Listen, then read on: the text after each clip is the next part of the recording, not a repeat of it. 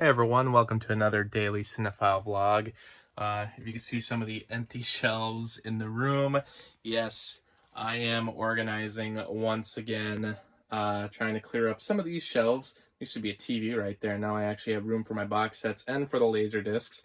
And I'm going back to alphabetizing everything. So we're not going to have a section for animated movies or horror or sci-fi slash fantasy. It was fun to do that, but for the most part, I just want everything to be alphabetized again. I actually just got every movie I own onto a list on Letterboxd, so you can go on my Letterboxd account, check that out.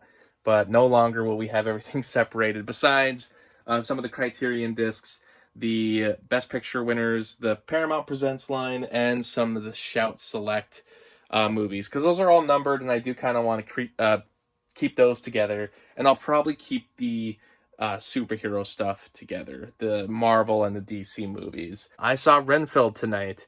This movie seems to be, from the trailers, one of the scripts that were lying around from the Dark Universe days. Yeah, you remember that? Universal was going to do the Dark Universe. They were going to have basically an Avengers lineup, but use the Universal monsters. I love the classic Universal monsters. And to see them hit the big screen again, even if it was going to be done in an Avengers action sort of way, maybe that's not necessarily the way I'd want to see it done. And I don't know how you would get them all to do the actual monster mash, have the actual so-called Avengers, but with the Universal monsters. I don't know how they were going to pull that off. The Mummy ended up bombing, so I mean, it didn't really matter. And the Invisible Man movie was released through Blumhouse. It was a Universal movie, but I don't think it had anything to do with the version they were going to do with Johnny Depp. I think it was a completely different movie. I don't know when that production began, and I don't know when this Renfield production began, because this is not a movie that I heard originally when the Dark Universe was announced, but there is a lot of similar qualities to what I was expecting the Dark Universe to be like. Except this one has a lot more comedy in it.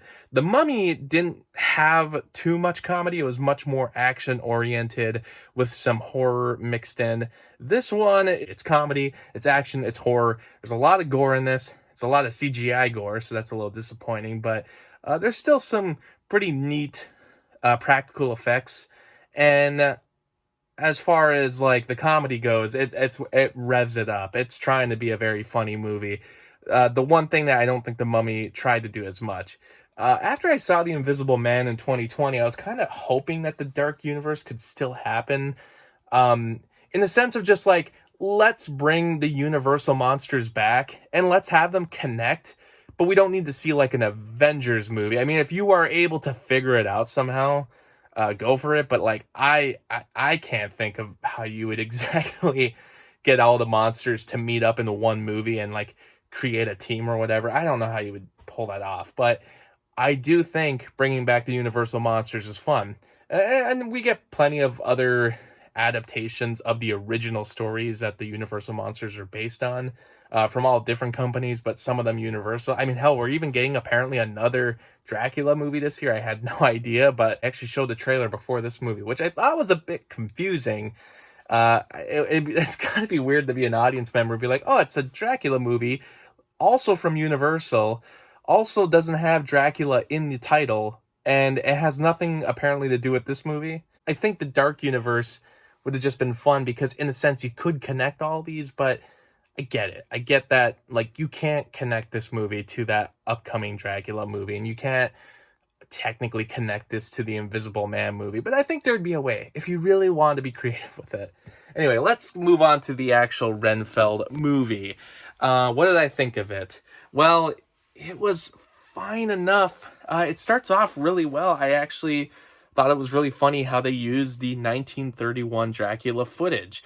It wasn't even just recreations. They just go to a 4:3 aspect ratio, and it's Bela Lugosi, but they do like a deep fake where Nicolas Cage is Bela Lugosi's character.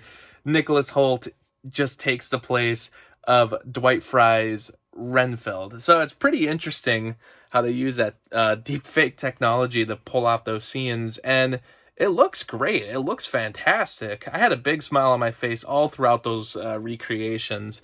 But then we get to modern times, and you could tell right away that a lot of stuff has been chopped out. Like they're really cutting this movie down to be 90 minutes, almost to a benefit because I do think otherwise the movie would maybe drag on because I don't think they have enough story here to make it last any longer than 90 minutes. I mean, hell, they don't really have enough to make it last even 90 minutes. So you can feel the cuts. I mean, there's even some stuff from the trailers that don't appear in the movie, like some very obvious line drops that I remember from the trailers, because I saw these trailers many times, and it was, yeah, I thought it was interesting that some of the stuff didn't make it to the final cut.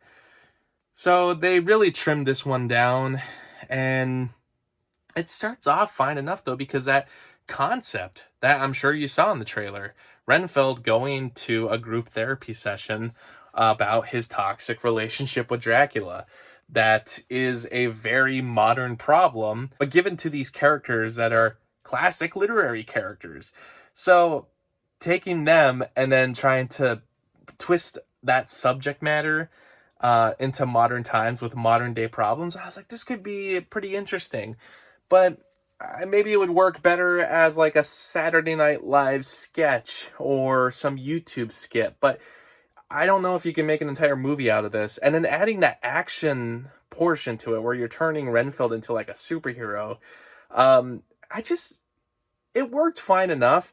But to me, I think the movie started to lose focus probably within 30 minutes.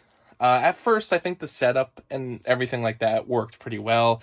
Nicolas Cage is, I think, a lot of fun as Dracula. I mean, it's stunt casting, but it's clear that he's having like a lot of fun in the role and is doing exactly what everybody wants to see.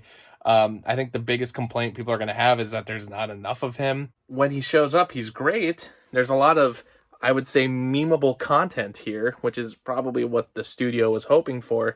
But I don't know if it's enough for what people who will even go and see this movie are hoping to see from Nicolas Cage as Dracula.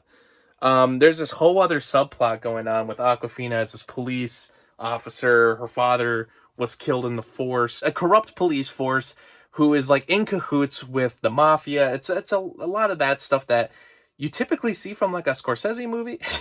That's the easy comparison. Ben Schwartz is in this and I think delivers a lot of funny dialogue that I don't know would have worked unless he was in the role. Like he turns a lot of nothing lines into some pretty funny stuff. The guy who directed this also did the Lego Batman movie, and now that I think about it, there's a lot of that humor that I can kind of see in this movie as well, especially with Ben Schwartz's character.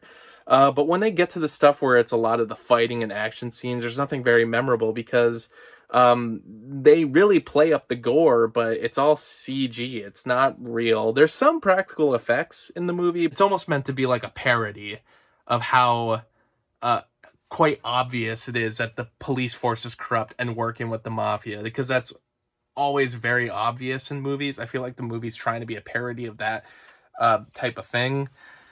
But I just don't see how that whole storyline fits in with the Renfield Dracula storyline. I mean, this movie tries to take itself seriously at times with the whole, toxic relationship thing, or the fact that she lost her father. It's supposed to be this like heavy material, but we don't go too much into it. It probably doesn't help that the movie's not really that funny.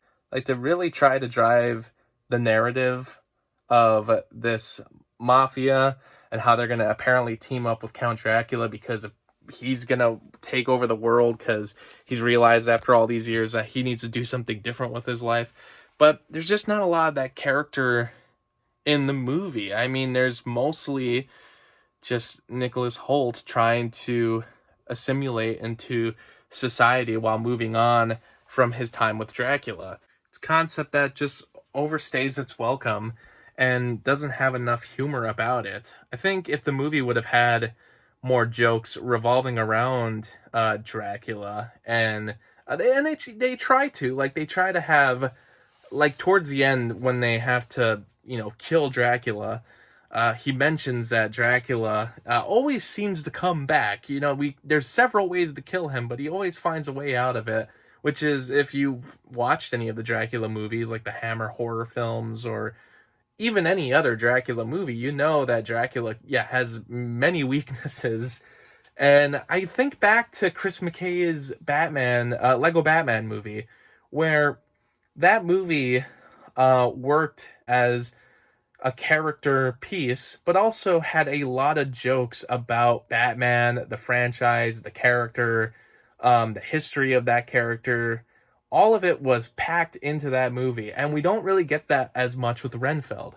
I think that also becomes a problem for who this movie is made for. Is it made for people that just know the Dracula lore? They don't have to explain everything to us. Like, some of the stuff, I kind of wonder, people who don't know much about the Dracula lore, I want to know, how do they keep up with it? Because, one of the famous weaknesses of Dracula, in a way, is that in order to enter a building, he needs to be welcomed into the building. And one of the characters does that. But unless you actually know that about Dracula, I don't know if the joke works when that character's like, oh, come on in. Or the fact that he has a welcome mat that says welcome in.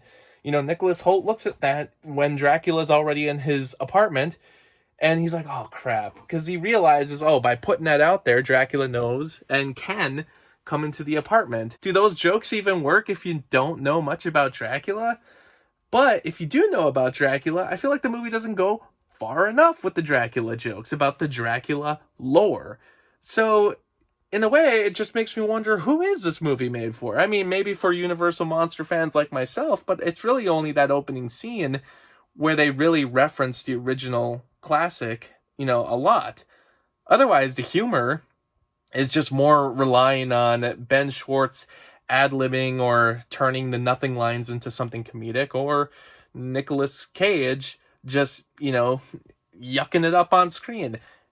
And that stuff's good, but I just think that the humor of the movie could have been a lot better. And there was a lot of material that was there that could have been taken advantage of.